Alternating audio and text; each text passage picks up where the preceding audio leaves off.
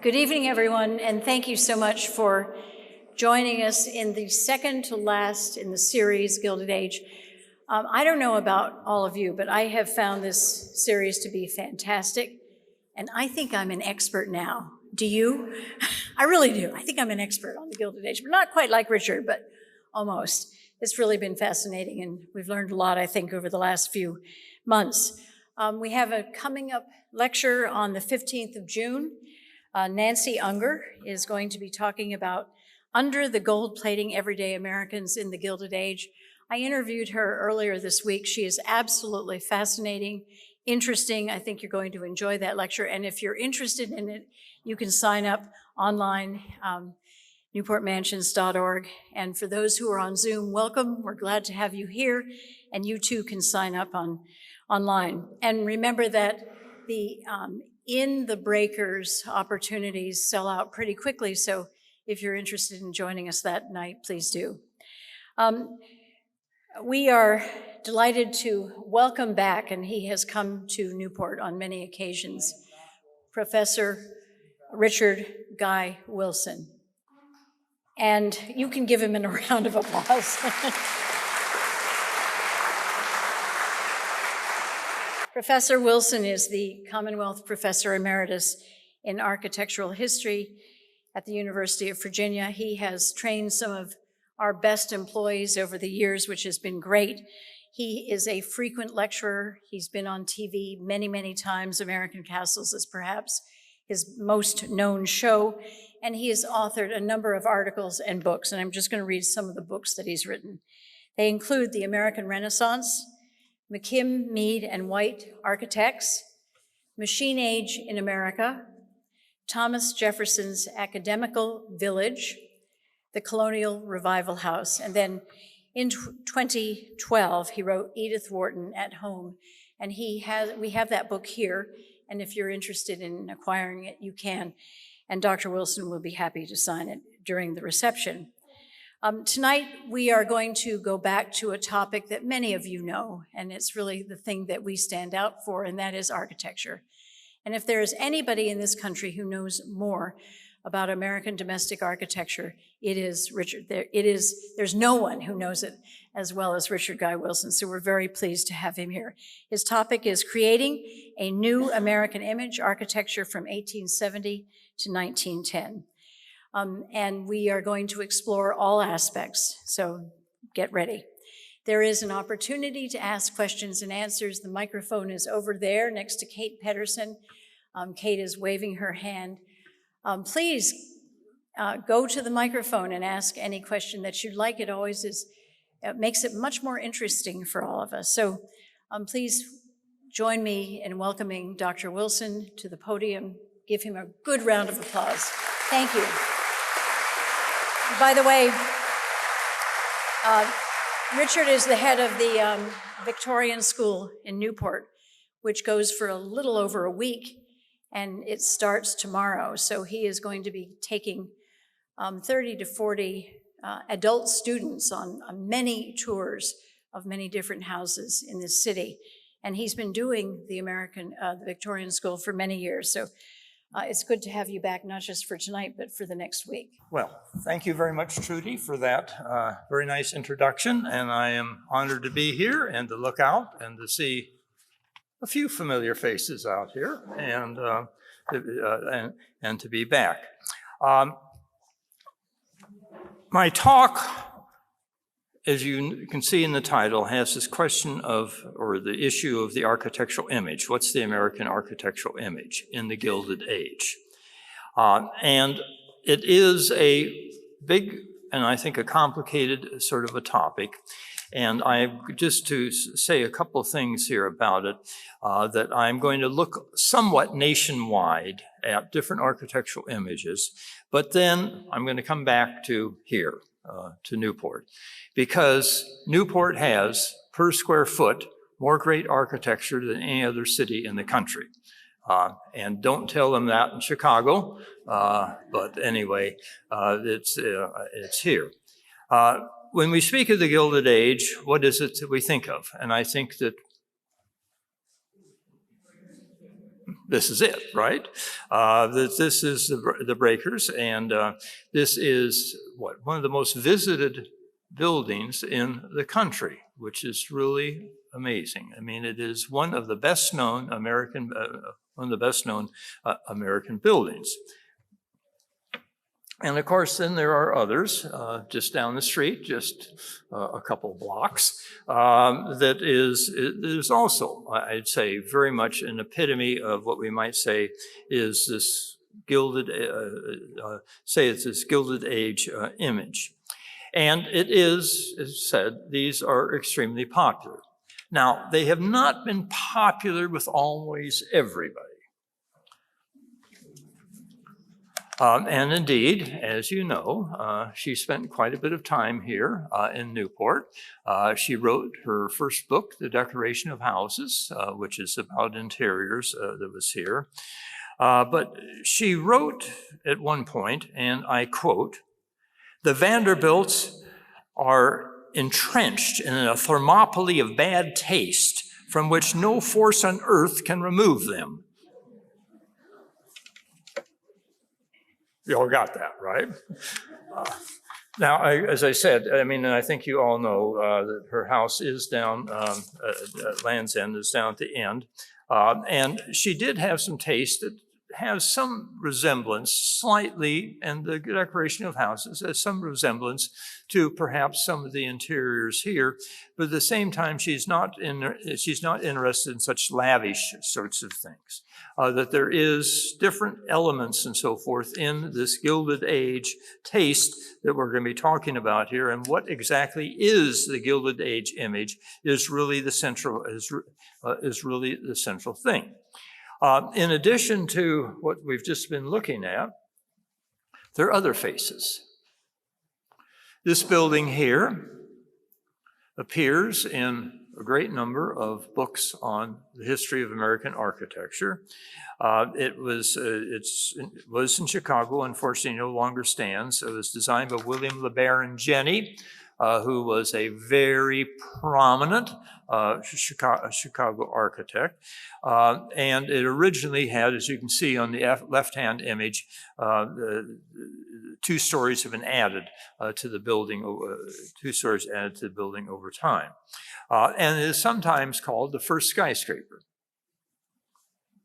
Well, we'll bring that up later on because there's a lot of things that claim to be a skyscraper. Another building, and this is a building that is in every book on architecture, not just American architecture, in architecture as a whole, is the Carson Prairie Scott department store by the architect Louis Sullivan. And I'm showing you a detail of the base of it, but this is a building that is just known. It's just known. What is interesting is this is in all these books. How often does the Breakers show up in the books? How often does Marble House show up in the books? And this brings up this sort of a question of, okay, what is it that we're talking about here, and what is the right point of view to be thinking about this? There are other faces of the Gilded Age, and I think your talk next time will be coming up on some of this.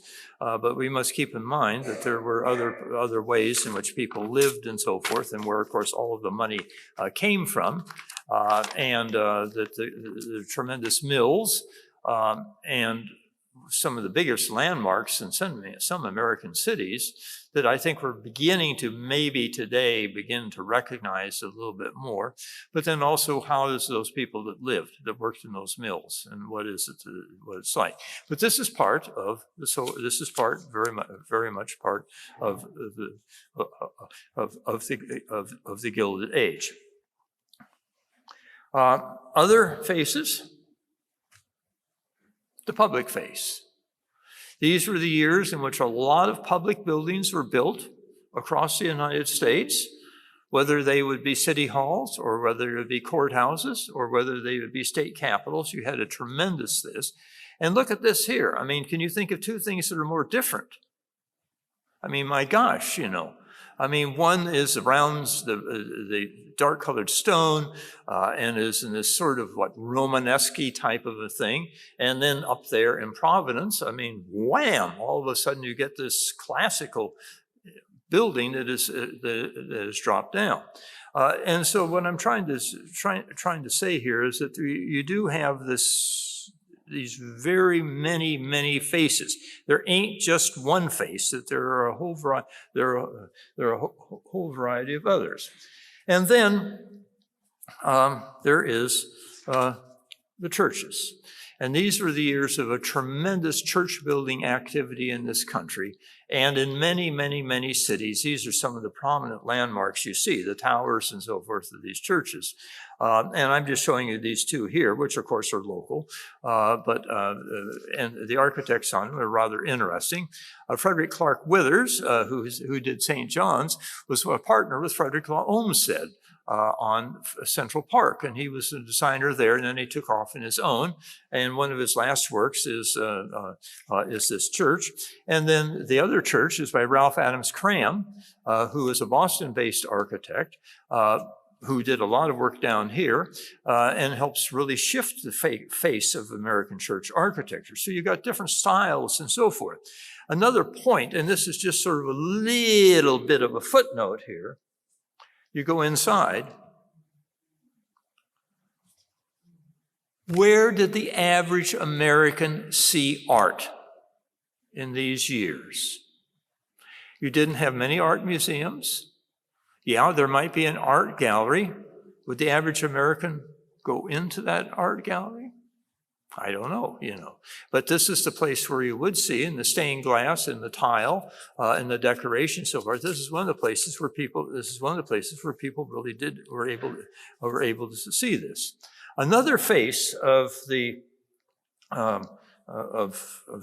Gilded Age is the Colonial Revival.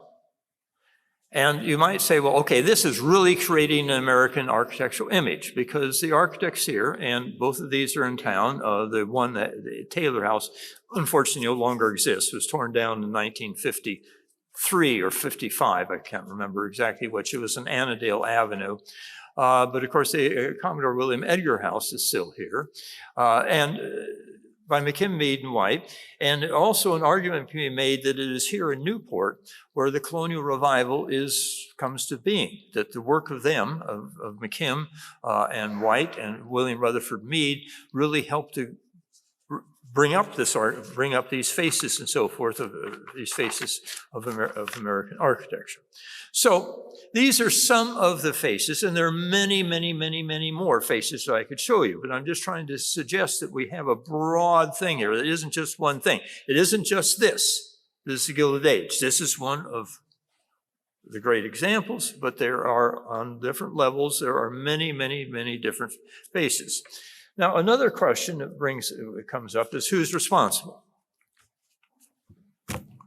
Who did all this? And of course, then we have, again, a variety of different layers of levels.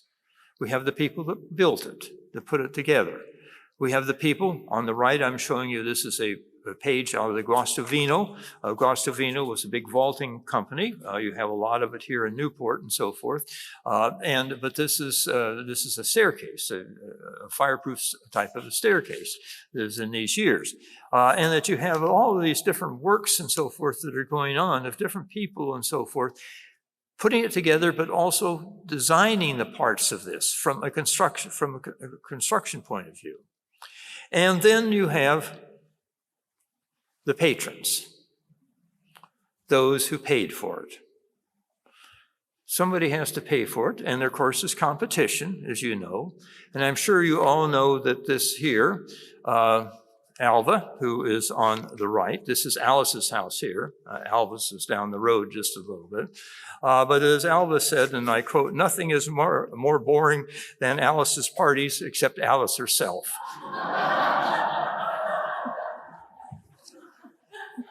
But the point is that there are patrons, and the ideas behind the buildings can be many different things. They can be noble, but they can also be, by God, I'm going to outdo you.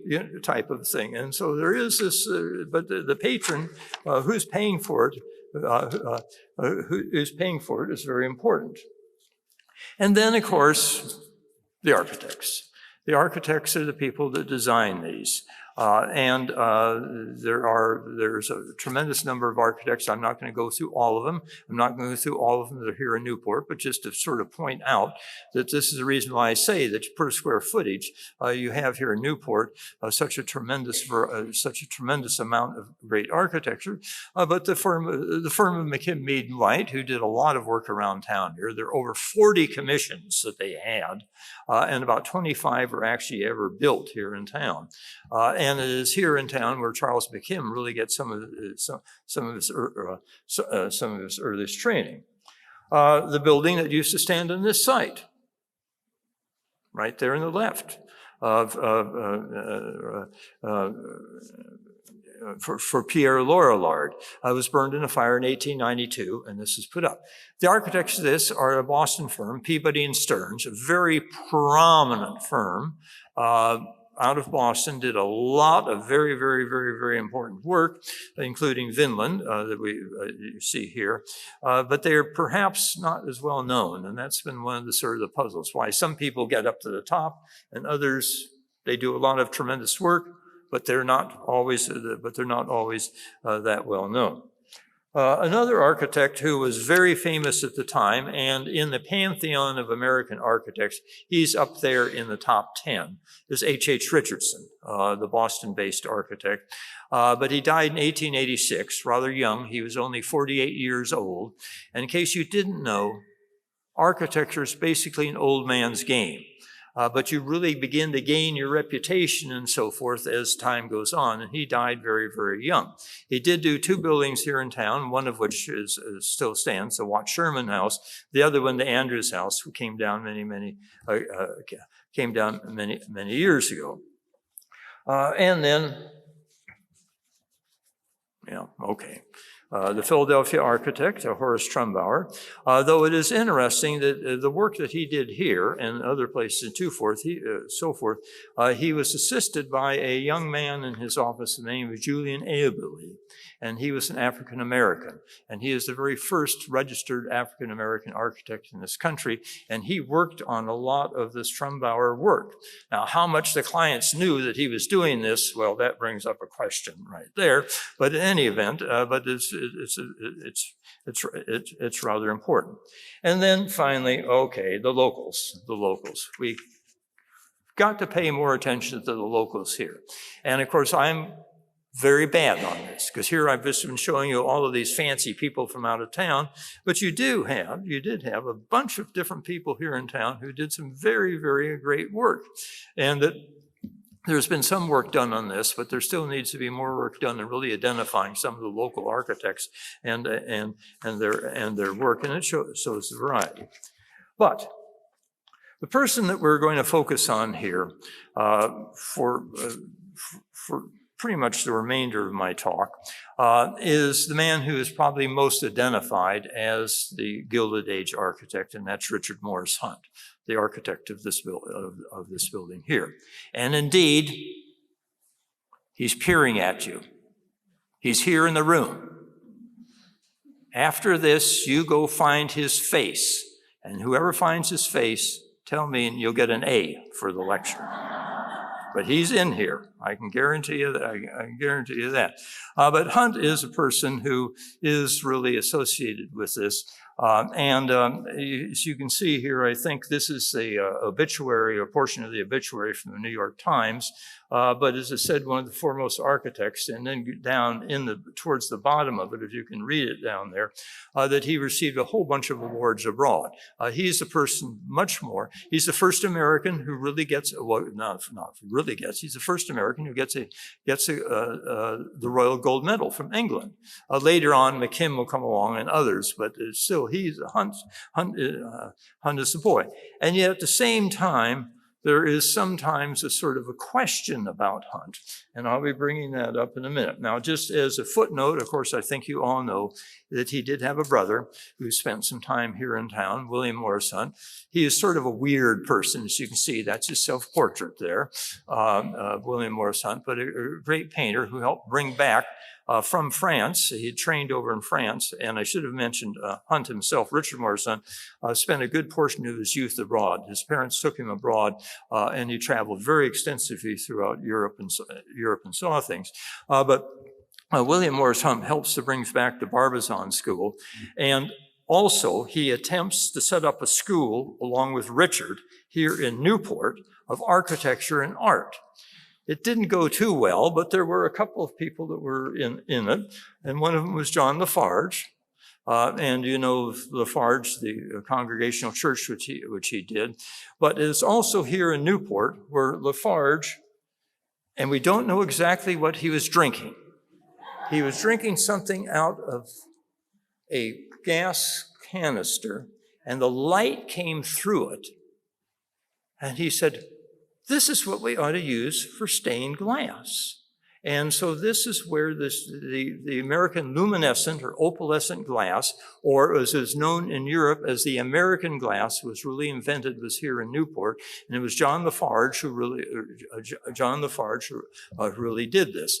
And I'm just showing you a detail there down at the bottom of one of the windows because it is just the incredible detail that goes into this. But back to Hunt, and as you can see, he was a rather colorful sort of a fellow, and he was also ran a little school here in town where they had a couple of people that came and tried to study. One of them was Frank Furness out of Philadelphia, who goes back to a prominent career there. Another person was William Robert Ware. And Ware is the founder of the MIT School of Architecture, which is the first professional school of architecture in this country. So there is this sort of a link, as you can see, that I'm trying to draw here,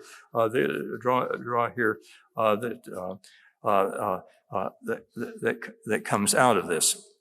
Hunt is an individual who has a lot of different ideas and so forth that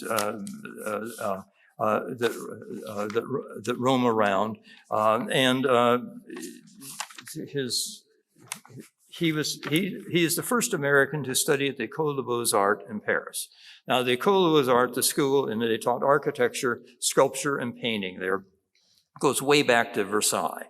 This is where they were trying to train people to build the big palaces and so forth, and it keeps on.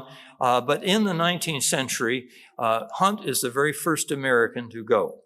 He's the first, and there becomes many, many, many, many, many more. And you can imagine, of course, he had spent time in Europe, but just imagine if you were coming from, well, even Newport, Rhode Island, and you go to Paris, and you go into a building like this, it is a world of difference.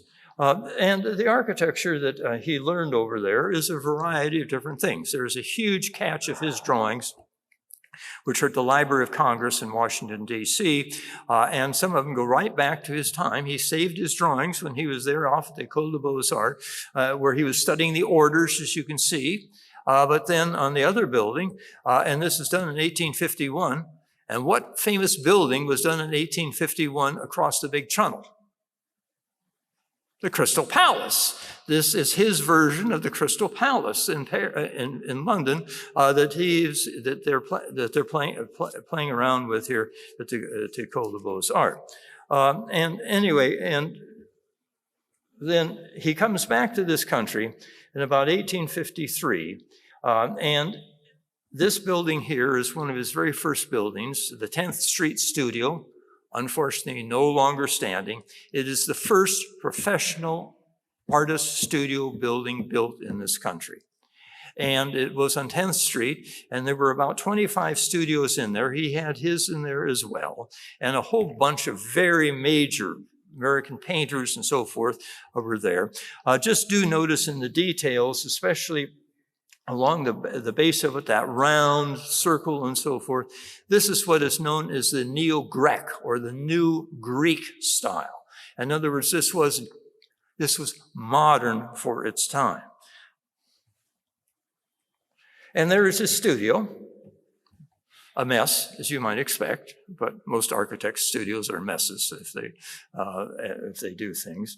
But I did put in this here. Hunt is not in this photograph on the right, but this is a photograph taken, we think, about 1893 at the École des Beaux-Arts in Paris. And this is a class of Victor Laloux. And Victor Laloux became a very, very popular French architect and ran a big studio at the École des Beaux-Arts. And he was very popular with Americans, and it is estimated, and I've counted it here, there are 42 Americans that are in there. In other words, the École des Beaux-Arts becomes a place, if you're going to make it, this is where you're going to go off the go. And the point is that Hunt really starts this. Now, the architecture that Hunt brings back is a variety of different sorts of images. There isn't just one thing. For instance, then it's very interesting here at the beginning, on your left, as you can see, this is an entrance to Central Park in New York City. Central Park had just been done by Frederick Law Olmsted and his partners. And Hunt gets into the scene and says, I'm going to show you how to do an entrance. Olmsted was furious. I don't want that at all. That isn't what I'm about.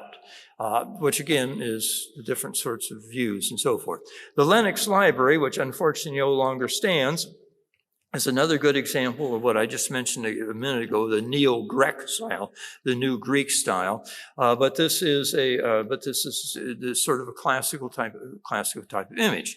So he's doing this, and at the same time, doing this. What hand is listening to the other hand? You know, I mean, in other words, he is divergent in the images and the things that he's doing. Now, I should note that this here, the Griswold House, or now the Newport Art Museum, has been labeled by a great architectural historian, the late St. Vincent Scully, as the Sixth style, and that it was a genuine American invention. All of this timber and so forth on it. Well, all you have to do is pop outside of Paris to Les Vézinets, which was a French suburb done in the 1840s, and look at the architecture there, and what the heck do you see? And then on the right, this is a student project at the École des Beaux-Arts. They had to do projects in wood and metal and so forth, but this is the student project, and you can see what's going on here. This isn't Hunt's drawing, but I think you can see the similarity. And in other words, that there is this cross-cultural type of an element, cross-cultural type of element that's going on. Another, though, very important thing that he learned, and if you went to the École des Beaux-Arts, you learned, and that was procession. That you just don't drop into the building, but you have this tremendous sense as this of you're brought in to wow you, to knock you over. The staircase and all of this is rather important here. And this is one of the principles and so forth that you certainly see. Hunt, I would say, in many ways, is the epitome of the Gilded Age architect that appears in the book by Mark Twain and Samuel Clemens. And if you did have read The Gilded Age, you will remember coming across a passage. This involves Alice Montague. And Miss Alice was a great friend of Harvey, who was always trying to build a house beginning at the top. That's out of Twain, beginning at the top. Okay, here's Hunt. I quote, "The first thing you have to remember that it's your client's money you're spending. Your business is to get the best result you can, following their wishes. If they want you to build a house upside down, standing in its chimney, it's up to you to do it and still get the best result possible." You get the connection here between that? Anyway, there is this, so this is a thing. What is also, and I'm sure that you all know this, that there is his own, he bought a little cottage and moved it up over into the Red Cross area and added to it. And this is his house here. Later on, Colonel George Waring, who is inventor of the modern sewer system, lived there. But what is rather interesting with this is that the house is originally a Greek revival. You can see the Greek revival columns across the bottom. But then, wham! On top of it, you got this gigantic gable that is put there that is sort of crushing the whole thing down. Now, of course, the color is not right. It should be a little more colorful. But this is the way that the point is that Hunt really likes detail. A couple more of Hunt's works here that we ought to look at. He had a studio in New York City, as I already showed you, and is doing a lot of urban work. The building on the left is arguably the first apartment building in this country. It's one of the very first apartment buildings that's ever built, and was a 7-story building. The one on the right, the New York Tribune, neither of these unfortunately exist. The one on the right, the New York Tribune building of 1873, was called a skyscraper at the time. And this is sometimes said that this is the very first skyscraper. The Tribune building, as you can see there, had 8 stories, but then they added a couple of stories to it. And there it is in the center of the photograph on your left there. And you see the couple of stories been added onto it. And then can you make a roof that is bigger than that and put more detail up there? My gosh, it's just sort of wham, just holding this thing down. You're scared that the skyscraper is going to take off and go flying off somewhere, right?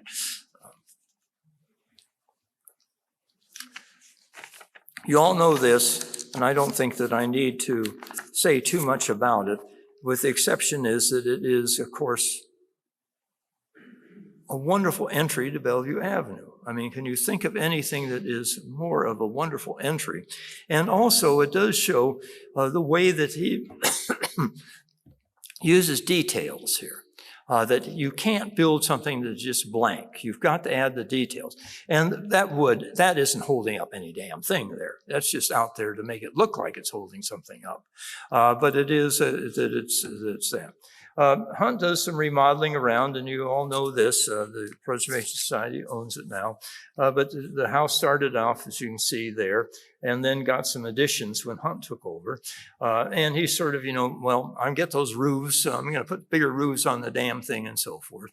And the interior is really, I'm not going to go into the interior, but it is with, here we have a detail of the porch. And once again, this is the Neo-Greek style, the New Greek style. In other words, the modern architecture of the time. But then you have some of this wonderful tile work that's in there. But there is also part of Hunt and part of this architecture of this time. And I already mentioned the major public buildings, but also this is the time when we get so many of these public statues that appear around the country. This is really a major period of this. And this is the other way in which Americans, the average American, saw art, were these statues being put up.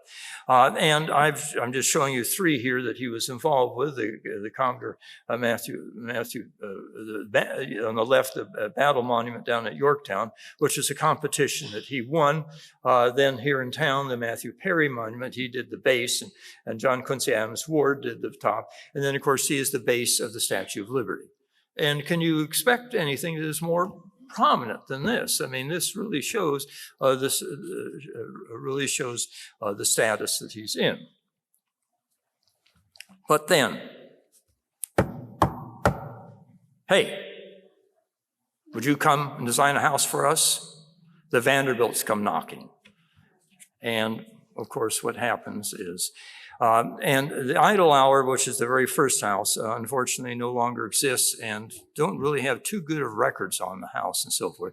But it was rather a sprawling sort of an affair, as you can see, of variety of different sorts of images. It was located out in Long Island. But he really gets caught by the Vanderbilts. And so on Staten Island, you know, the Vanderbilts started their money by running a little ferry back and forth between Staten Island and Lower Manhattan.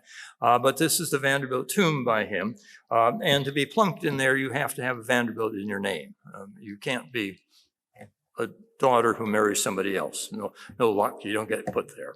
But anyway, and so it really goes on. This here is for Alva and William Kay.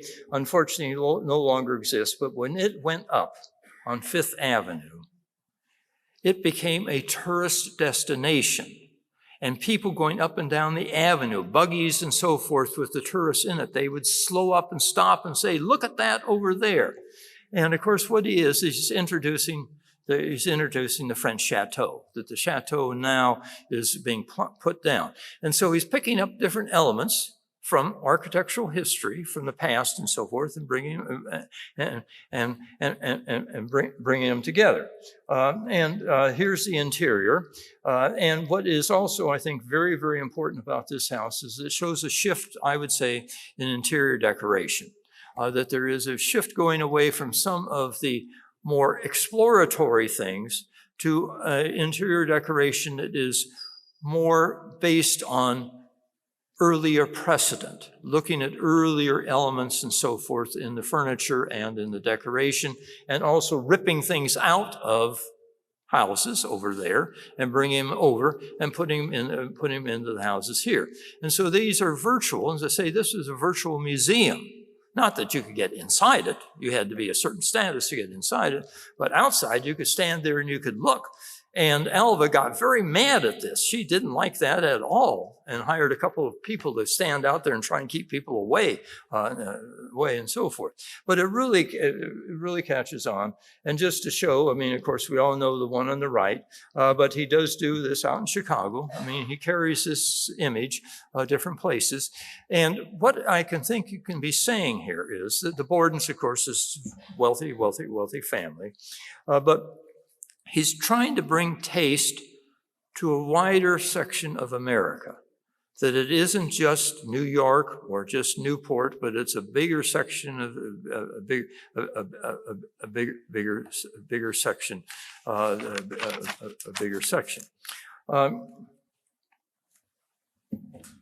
But his reputation among some of the critics begins to fall because he's become too much of the Vanderbilt court architect. And I'm showing you this here. This is out of the architectural record. This is an assessment of Hunt's work by Montgomery Schuyler, who is one of the leading architectural critics of the time. And in this thing here, Schuyler says that while some of his later mansions are good, it is his best work is the earlier.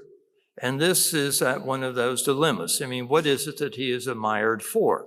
And in this article here, and indeed in other places and so forth, there was always the question, well, okay, what has he done for us? What has he done? It brings up again, this is what history is, interpretation. It's a high story. And that story can change depending upon the time, time that we're at. So, one last thing. On February 24th, 1891, the leading American architects met in the office of Daniel Burnham in Chicago. That's Daniel Burnham's office there. And the architects are all sitting around the table. Now, I won't try and go through all of them, but you maybe can read. But the guy that's standing up with the pointer in his hand, that's Charles McKim. And all of these architects are there to try to plan what this World's Fair that we're going to hold in Chicago can be like. We had an earlier World's Fair, the Centennial, in 1876 down in Philadelphia, which was generally considered to be a collapse. It wasn't considered to be that good. We're going to beat them. And so sitting around the table there, and right in the corner of the table, right at the corner of the table there, you can see the guy that's leaning forward with the dark beard. That's Louis Sullivan. And he's the secretary of this. But right next to him, that's Hunt that is there. And I could go through all the others. But all of these architecture there, what is it that we're going to do? Well, they finally decide we're going to build a white city. We're going to build a common 60-foot cornice line. We're going to use classical architecture around it. Some of you guys are going to get the big buildings here. And for instance, on the left, that's McKim, Mead, and White that did that. That's Daniel Chester French. That's a statue that is there of the Republic. On the left was McKim. On the right, that's Peabody and Stearns of Boston. And then, of course, at the end of it is the administration building. And who gets that? Hunt. He is it. This is probably the most important architectural meeting of architects ever held in this country. It really changed the focus and the shift in what American architecture is. And Hunt has been heading in this direction, and so he will die just a couple of years later. But one of his last works is the Fifth Avenue front, in addition to a sort of broken down, quote, Victorian building. I like Victorian, but anyway, but a broken down building. And this, of course, is the major thing. And it does show just how highly he is regarded.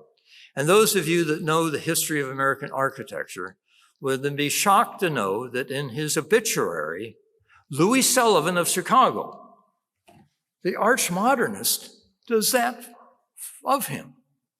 It just shows the regard. It just shows the regard in which he's held. And so, this is a book done in 1904 by a critic from New York, The American Renaissance. I did a book later on, about 70 years later, with the same title in it. But in this book here, Joy Wheeler Dow says, "We call Biltmore French Renaissance now. Later on, we will call it American Renaissance." And the point is that he has made this an American architecture image. He's given us a whole variety of different sorts of images. And so, if you're ever walking up or down Fifth Avenue on the Central Park side at about 72nd Street, you will see this big niche that is in the wall. It is designed by Bruce Price, who did one of the big buildings up there in Bellevue Avenue, a very eminent architect. People got together, all major American architects and artists got together, raised the money for this, to put up this memorial. And this is very unusual. Normally, when an architect dies, they put up his name on the side of a building. They put up a memorial to the architect himself. And so there he is, as you can see, in the center. And then on either side, you have sculpture and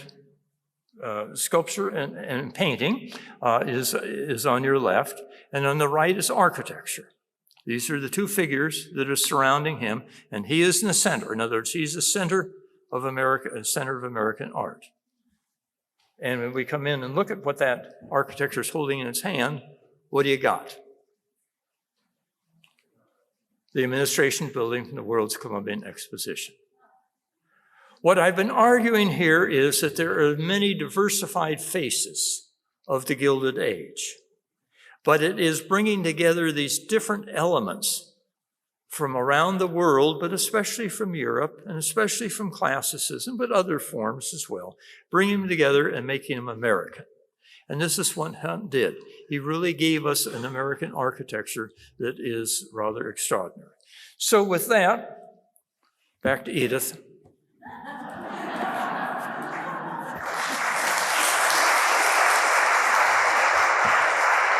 Thank you. Thank you very much. If there are questions, though I think we really ought to be following Edith Wharton's directions here. You spoke a bit about how the grand Newport management architects wanted to to inspire broader architectural faith across the United States. Yes. To what degree do you think this spread outside of major urban centers, or even in areas of railroad expansion? Well, this is the center here, but certainly you do find, and I'm sorry, at one point I cut about 20 images off of this talk just because it was just getting out of hand. But there is San Francisco, there is that. And then you do get out into the somewhat rural areas, and you do find that there are big mansions that are going on, but then it does trickle down into a sort of a slightly lower level, but a less expensive level. But you do find this very, very, very much going on. And what it is it shows the diversity of America, that we aren't just one thing. I mean, I do think that we like to think of ourselves with the dome of the United States Capitol as that's it. But what I'm trying to say is that there's a bigger sort of an image that is there, but classicism is still one of the central things. Everyone is familiar with the Beaux-Arts in Paris. Let's talk about the American scene. Which institutions of higher learning followed quickly and developed and became leaders in your field of architecture, and why did they gain presence? Thank you. I'm sorry, Which architectural schools in America established principal roles, and why did they do so? Yeah. In other words, what made them famous? Yeah. Well, you're talking about the Beaux-Arts in Paris and the way that comes over here. And yes, the American architecture schools are founded very much on the principles of the École des Beaux-Arts. And indeed, it keeps on into the 1930s. 1930s, there's a shift that goes on in American architecture schools. But all of the early schools were very much in the system of the École des Beaux-Arts, with one exception. You never graduated from the École des Beaux-Arts. You just stayed a certain number of years and then you left. You didn't get diplomas and all of that.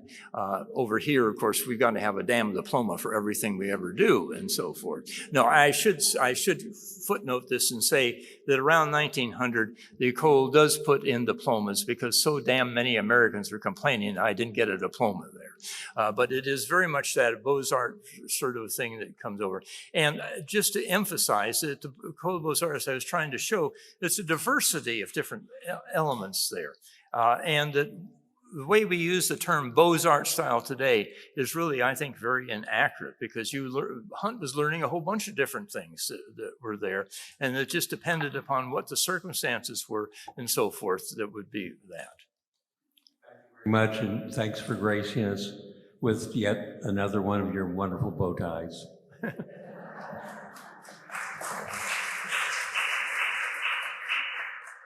Hello. Hi. Could you tell us a little bit about your career, your early studies, and what brought you to architecture? And did you ever consider doing something else with your life? Do we have half an hour here? Well, let me just say that I am an Angelino, born in Los Angeles in a house designed for my parents by R.M. Schindler, who is one of the major modernist architects out there, and that's where I grew up. And I do like modern architecture, and I've written on modern architecture. My problem is I'm too acey-deucey, and I like too damn many things.